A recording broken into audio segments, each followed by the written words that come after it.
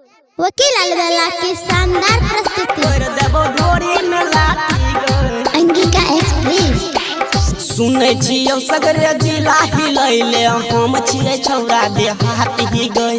सुनै छियौ सगरे जिला हिलैले हम छियै छौरा देहाती गे। ओरी बंजो दीवाना के साथी गे न त कर देबो ढोरी में लाठी गे। ओरी बंजो दीवाना के साथी गे न त कर देबो ढोरी में लाठी गे। कर देबो ढोरी में लाठी गे। कर देबो ढोरी में लाठी गे। कर देबो ढोरी में लाठी गे। कर देबो ढोरी में लाठी गे। कान में छहो दू गो बाली सुन है गहिनतिया बाली एना हिलाबे कमरिया सुख जैतौ पठो के लाली सुख जैतौ पठो के लाली।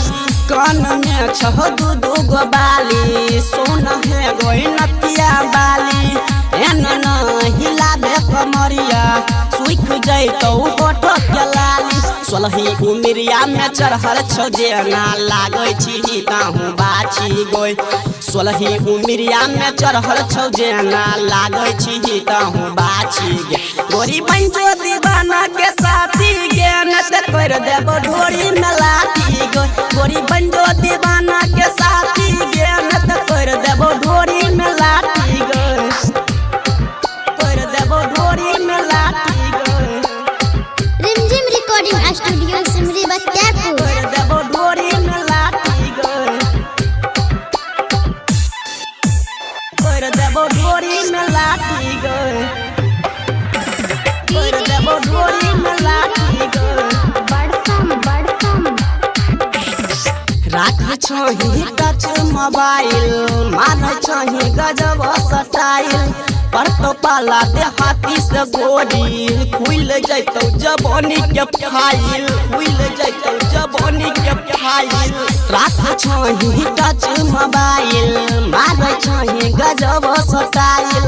परतो पाला देहाती से छोरी खुल जैतौ जवानी के फाइल। प्यार बादल हंसुन गे सबर को छोड़तौ नया जी के राती गोय। प्यार सियाम सुन गे सबर को छोड़तौ नया जी के राती गे। गोरी बंजो अभिषेक के साथी गे न त कर देबो ढोरी में लाठी गे। गोरी बंजो रिसान के साथी गे न त कर देबो ढोरी में लाठी।